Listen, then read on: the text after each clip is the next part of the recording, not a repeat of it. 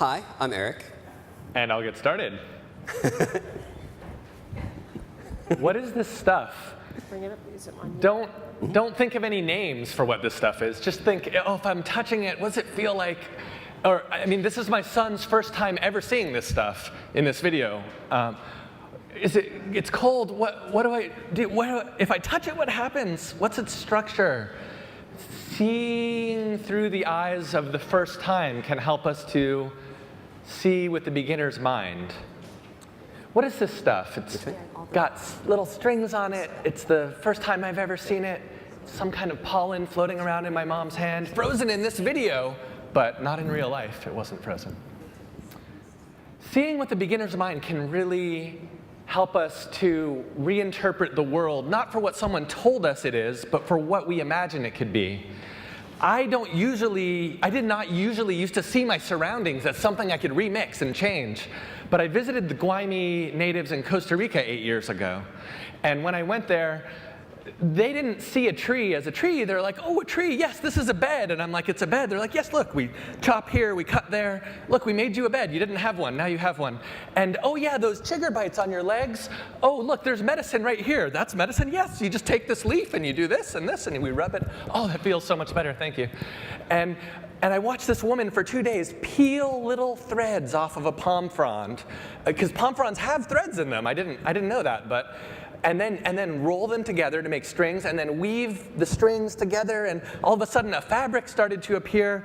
And as the fabric of this exact bag started to appear before my eyes, the material of reality started to unravel in my mind, because I was realizing when these people look around them, they see something that I don't see, which is surroundings that you can remake and that you can re-envision, and purpose that you can designate yourself. So I figured we got to study this, and it started right away. And I went back to MIT, and I'm like, okay, the first experiment is we're going to go into nature with some teens. This is not back to school camp teens, and we're going to see if we can just very basically. These are grown-ups, so remember, they're not good at, normally good at seeing things for themselves, okay, or teens or whatever, not beginners. So let's see if we can make nature just into basic geometric form. We'll just walk out by a stream, and whatever we find. So this is the first 5 minutes, okay? So this guy's got the first 2 legs of a triangle underneath a flowing stream. Here we have an oak leaf made out of other oak leaves, kind of a fractal arrangement from nature. This is just a leaf tied onto a stick with a blade of grass, and some sticks poked into a mushroom, exploring the fleshiness of that mushroom. And after 45 minutes, you start to see these patterns emerge. This young woman, she sorted leaves by hue and arranged them into a kind of a color fade. And this guy, he put sticks into the tree, and someone said, how do you get those sticks to stay like that? And he's like, oh, I don't know, but I can show you. Because he does know, his body knows, so there's knowledge there. What does it mean to not know, but to be able to do something? Well, by not knowing, there's room for more things to be possible. So, okay, so actually teens can do this in nature, so maybe even adults, who knows, could maybe do this in nature. But what about human-made objects? Okay, well here's a baby with human-made objects. This is a book, I gave this to my son. It's a good hippie book, teach him to love the sun and all that stuff, love the moon. This is a good hippie construction kit. It's non-rectilinear, it's cactus, it's balance-based, it's all made of wood. Okay, great, my son's gonna learn what I want him to learn, so I gave it to him. And these are human-made objects. He didn't really talk that much, so I didn't tell him what to do with them. I just gave them to him. And I assumed he'd build cactuses and read about the sun and the moon. And what he eventually ended up doing was enlisting us in this process of squirting cactus blocks out of the book. And it's kind of like a catapult by the end of it, because he didn't know what he was supposed to do. So he could suppose that anything was possible. But can grown-ups do that? And I did some experiments, and a lot of times it's very difficult. And so the question became, can we make a tool that shows the world as reconfigurable? If you give the right kit to somebody, never mind the kit, what about the world? How do they see the world? So here's our first attempt at making something like that. This is called the Drawdio, and that means draw audio. That's a circuit thumbtacked into a pencil. The pencil becomes a musical pencil. The electrons flow through the graphite, through the middle of the pencil, on the graphite, on the page, through the human body, and back to complete the circuit. There's Eric high-fiving somebody. But it's not about the musical pencil. It's about the world we live in. And here's a brush and some water. So move the circuit onto the brush now with a little bit of copper tape. Leather just loves to soak water in and hold it in a nice straight line. If you need to paint something, paint leather. Electrons flow through the kitchen sink, the metal, the water flows through the tube. Water in motion still carries electrons. That's the eensy-weensy spider. So plants, anything like this, right? Okay, so moving along. This is the circuit that powers that, and it's actually the same circuit that's been used for years, except we put a human into it. It's really no different from a 40-year-old circuit. And this is my personal diagram, super technical. If you don't understand, I can explain it to you later. And this is the first prototype that we rigged up with a breadboard, and breadboard. And this is the second prototype that we made. And so we took this right back to those teens and started workshopping it. And it turns out that these teens will attach this to things that I don't even have access to and I wouldn't even think of using. And so they're very willing to experiment with this. It's very playful. This is my favorite invention from that workshop. A young woman named Claire made a hula looper, which was some copper tape on a shirt. And then she could loop a few sounds over and over again. That took her about 45 minutes. This is a mushroom organ made in a Taiwanese workshop by a 12-year-old girl. And here are some professional objects made by professional designers, the synthesizer on the left and a musical puppet on the right. And we ran workshops at IDEO and Intel and all these different places. And from there, this was working. But instead of just making music, how can we, and squeaky sounds, how can we really take this up a notch? And so the next thing we went to was something that you might have heard of called Makey Makey, named after the maker movement. So here's Makey Makey used with Play-Doh and a notepad. Just sketch with Play-Doh what kind of game controller you want. Google for Super Mario Online, and you made your own game controller. Graphite, like we saw before, is conductive, so draw a controller on paper. Google for Pac-Man. It's all on the internet. These are dresser drawers that we took out of one of those old plastic dresser drawer things from Target. Dance Dance Revolution.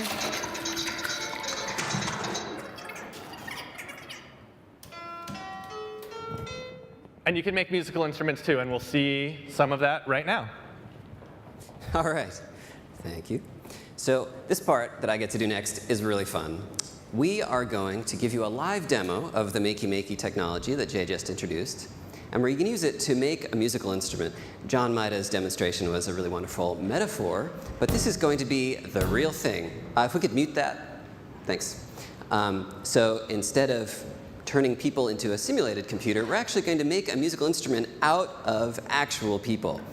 So what we're going to need is 8 people to come up on stage with me to make the world's first 8-person feast on good, the kid is not my son, human synthesizer. So Jay's laying out the cables there. I'm not going to choose you, but if you choose yourself, just come up on stage. We need 8 people in total, 4 on each side, and then you're going to sit cross-legged on the stage in a row along each side. Sit by each one of those. So just 4 here, Excellent. and then Thank 4 you. there. One more here, thank you. Yes? All right. Well, not while you're part of it. Jay and I are going to just Can you arrange the people. Now each person will hold the metal end of their cable in one hand and then hold up the other hand. So now you are part of the circuit. Excellent. And can you guys come closer together? All right. Let's get that audio live. Okay. So you guys can trigger the sounds just by moving around. That's why we have you sitting down. So just yeah. Okay. Hold still. And now. Okay, we're ready to test it out. Jay is triggering some sounds by touching the people. All right. It works with heads, it works with cheeks. Let me test mine out too. Uh-huh. What's this one do? Okay. I think it's working, Jay. So the next step here is to customize our instrument. Oh, great. Okay, I'd like my instrument to look like this. Make it easy on you. It's a nice thing about humans. They're flexible. We can make our instrument do anything we want. Let's see. Won't be too long. You're kind of the lower note, you're in the middle, and you're higher. So could you guys like put your hand under here, a little lower, and then yours up there, and then make the whole thing a little higher. This is an instrument just for me. And then if you could reach out so you're on the side. Perfect. Let's make some music, Jay.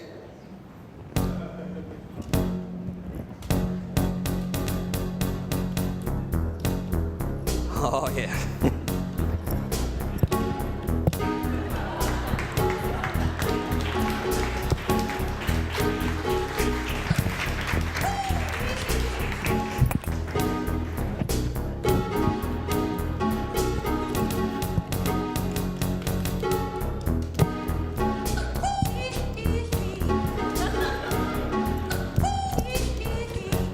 Let's bring it home, Jay.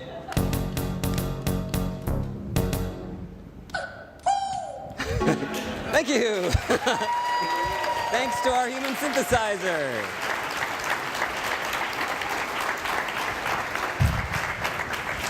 Thank you. So you guys get to go off stage now. We're all done with the human synthesizer. Big Let's round of thank our applause for the volunteers helpers. again. All right. I got that. Okay, thanks. All right, we're going to clear that off the stage. And in the meantime, go back to the slides, please. Oh, no. Okay, there we go. So this is an example of what came back to us when we put Makey Makey out in the world. This is the winning entry to the college talent show, eating the national anthem. Wait for the last note here.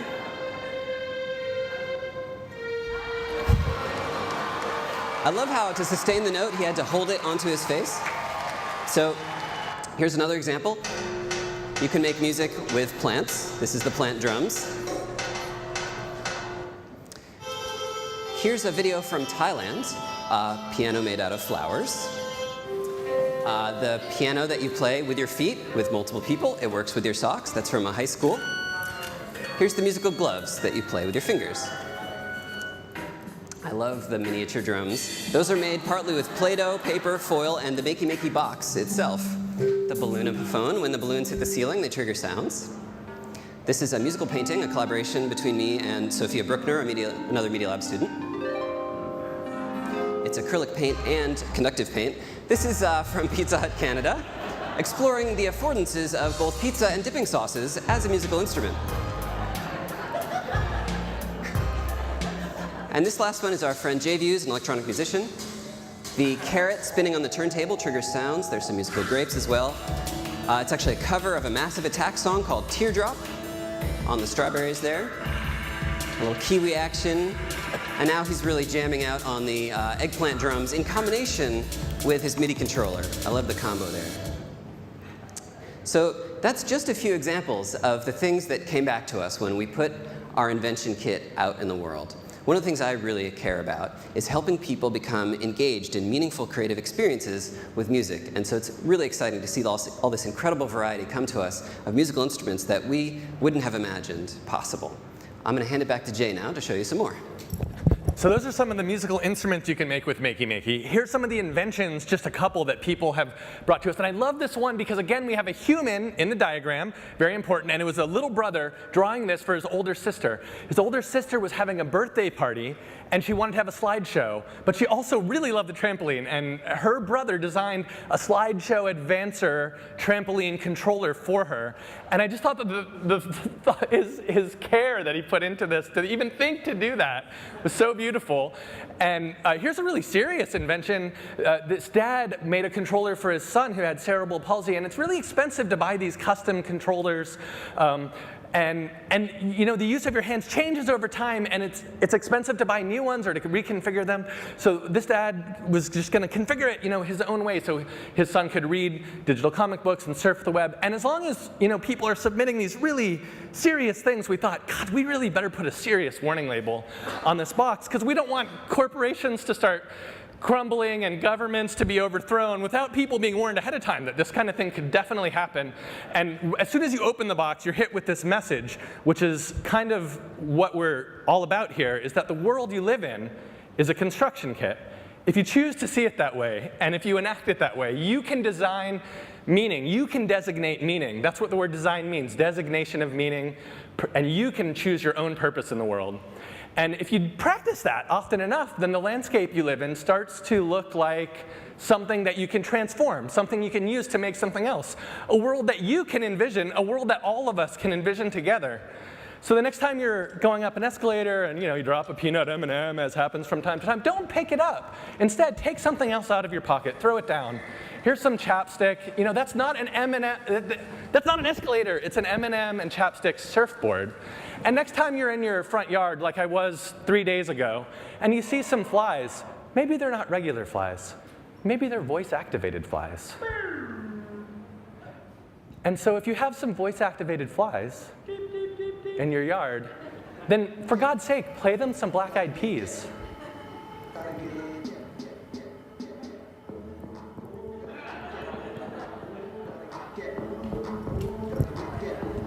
We're all voice-activated, folks. So I used to be young, and I used to think, oh, we can just create a utopia. I can create a utopia. Me and Eric can create a utopia through our designs, a perfect world. And as I got older, I became more practical and less idealistic. I can't create a utopia because I don't want to live in a world that's made by one person. I want to live in a world not made by 100 scientists, not made by 1,000 designers. We want to live in a world that is made by 7 billion pairs of hands dreaming of each individual person's future in their backyards and in their kitchens, changing the world like a mosaic rising up to be the place that I really want to live. Thank you.